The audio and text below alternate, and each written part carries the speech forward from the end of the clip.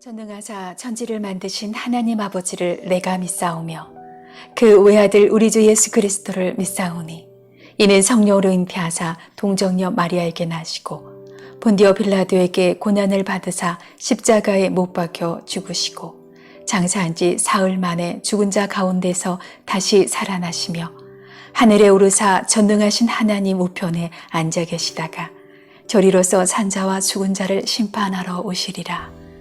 성령을 믿사오며 거룩한 공예와 성도가 서로 교통하는 것과 죄를 사하여 주시는 것과 몸이 다시 사는 것과 영원히 사는 것을 믿사옵나이다. 아멘.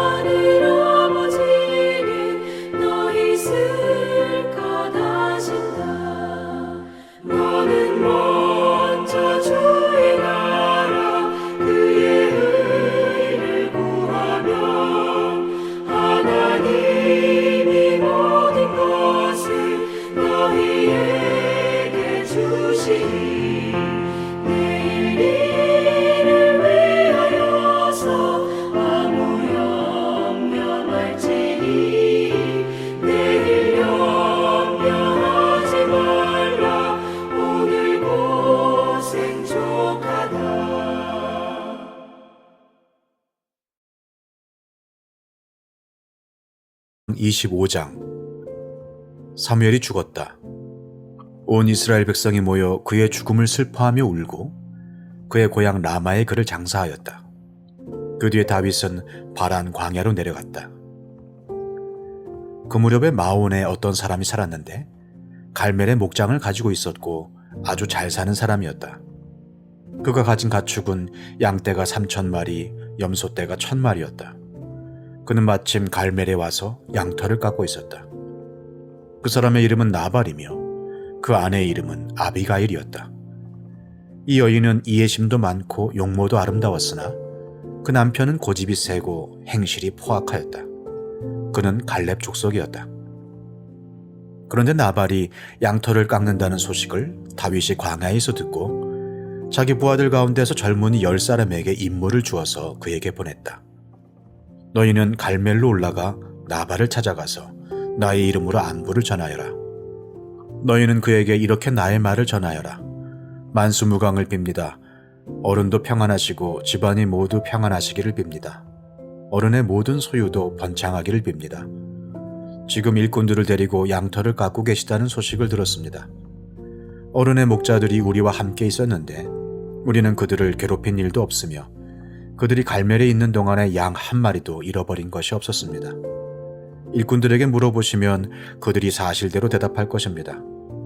그리고 우리들이 잔치를 벌이는 좋은 날에 어른을 찾아왔으니 제가 보낸 젊은이들을 너그럽게 보시고 부디 어른의 종들이나 다름이 없는 저의 부하들과 아들이나 다름이 없는 이 다윗을 생각하셔서 먹거리를 좀 들려보내 주십시오. 다윗의 젊은이들이 도착하여 다윗의 이름으로 나발에게 이 모든 말을 그대로 전하고 조용히 기다렸다. 드디어 나발이 다윗의 젊은이들에게 대답하였다. 도대체 다윗이란 자가 누구며 이새의 아들이 누구냐? 요즘은 종들이 모두 저마다 주인에게서 뛰쳐나가는 세상이 되었다. 그런데 내가 어찌 빵이나 물이나 양털 깎는 일꾼들에게 주려고 잡은 짐승의 고기를 가져다가 어디서 왔는지도 모르는 자들에게 주겠느냐? 다윗의 젊은이들이 갔던 길로 돌아서서 다윗에게로 돌아와 그 모든 말을 그대로 전하였다. 다윗이 자기의 부하들에게 명령하였다. 모두 허리에 칼을 차거라. 그들이 저마다 허리에 칼을 차니 다윗도 허리에 자기의 칼을 찼다.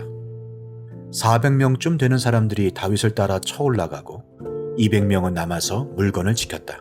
왕을 세우시는 하나님의 이야기 사무엘서 함께 살펴보고 있습니다. 자, 사무엘서 24장에서 다윗이 엔디게에서 사울을 살려주는 이야기가 나오고요. 오늘 본문 25장은 다윗과 어리석은 나발의 이야기입니다.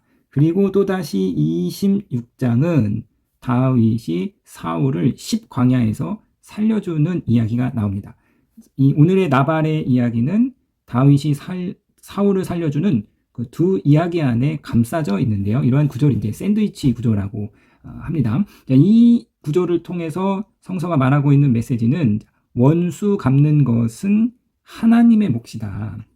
자, 그리고 선을 악으로 갚은 어리석은 자들이 어떠한 결말을 맞게 되는지 보여주고 있는데요. 자, 선을 악으로 갚은 사람, 이 샌드위치 구조 속에서 두 사람이 나오는데요. 첫 번째로 사울입니다.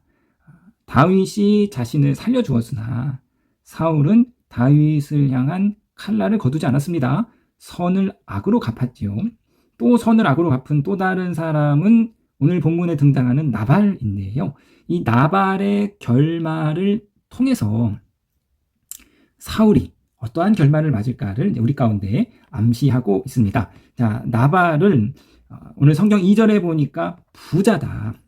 양이 3,000마리고 염소가 1,000마리나 있을 정도로 큰 부자이고, 또 3절을 보니까 이 나발은 고집이 세고 포악한 사람이다. 그러니까 나발은 부자이고 아주 어리석은 자, 포악한 자입니다. 이에 반해서 나발의 아내 아비가엘이 등장하는데요.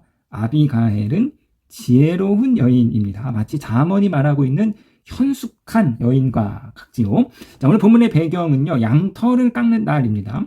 1년에 2번 봄, 가을에 양털을 깎았는데 이 목축 업자들에게 양털을 깎는 날은 마치 이 농부들이 추수하는 날과 같습니다. 추석과 같은 명절이지요. 그래서 함께 먹고 즐기는 명절입니다. 축제입니다. 이 좋은 날에, 명절날에 다윗이 자신의 부하들을 나발에게 보내서 야, 이 좋은 날 우리가 좀 함께 먹고 마시자 하면서 우리에게 좀 먹을 것을 달라고 정중하게 요청하는데요. 자, 다윗이 아무 연유도 없이 먹을 것을 달라 한 것이 아니라 다윗의 부하들이 나발의 목자들과 나발의 가축을 지켜주었습니다.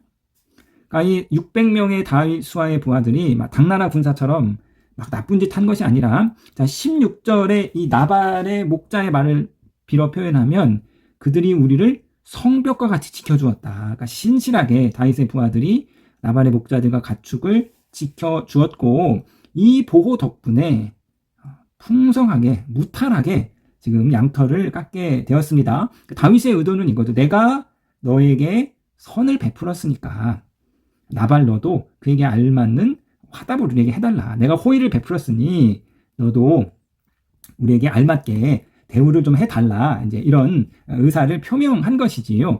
그런데 이 어리석은 나발이 다윗의 선을 악으로 갚습니다. 자, 다윗을 모욕하는데요. 10절에서 11절 보니까 드디어 나발이 다윗의 젊은이들에게 대답하였다. 도대체 다윗이란 자가 누구이며 이새의 아들이 누구냐.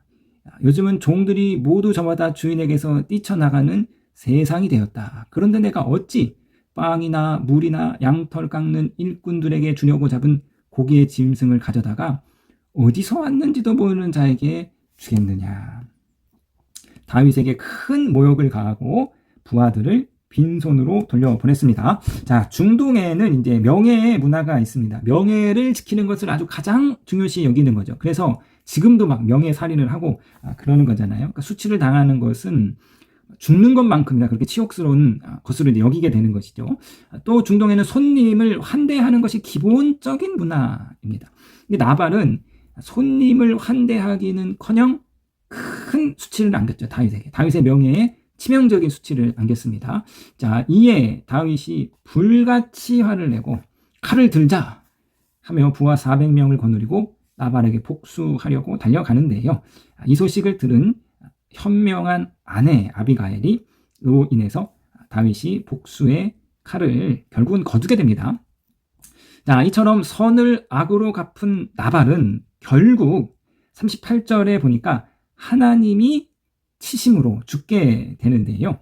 하나님께서 나발을 치시니 그가 죽게 되었다라고 성서가 기억하고 있습니다. 자, 이 하나님의 심판에 따른 나발의 죽음은 선을 악으로 갚은 사울의 최후를 암시하고 있습니다. 한 영화의 대사인데요. 호의가 계속되면 권리인 줄 안다. 호의가 계속되면 그것이 내가 당연히 누려야 할 권리로 착각한다는 거예요. 이것이 이제 어리석은 인간들이 갖고 있는 모습이지요. 자, 부모님의 헌신과 사랑을 자녀가 감사하게 여기지 않고 마치 자신이 마땅히 누려야 할 권리로 여긴다면 이것은 분명 잘못된 모습입니다. 하나님이 베푸신 은혜를, 값으로 매길 수 없는 큰 은혜를 마땅히 내가 누려야 할 권리로 여긴다면 이 역시 잘못된 신앙의 모습이죠.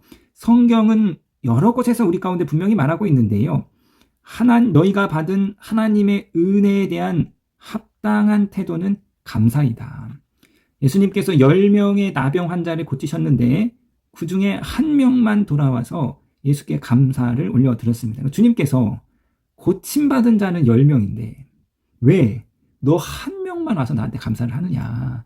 은혜를 받았으면 그 은혜에 감사를 표명하는 것, 그 은혜를 마땅히 받을 내 권리로 여기는 것이 아니라 감사하고 받은 은혜에 합당한 삶을 살아가는 것이 당연한 삶의 태도다.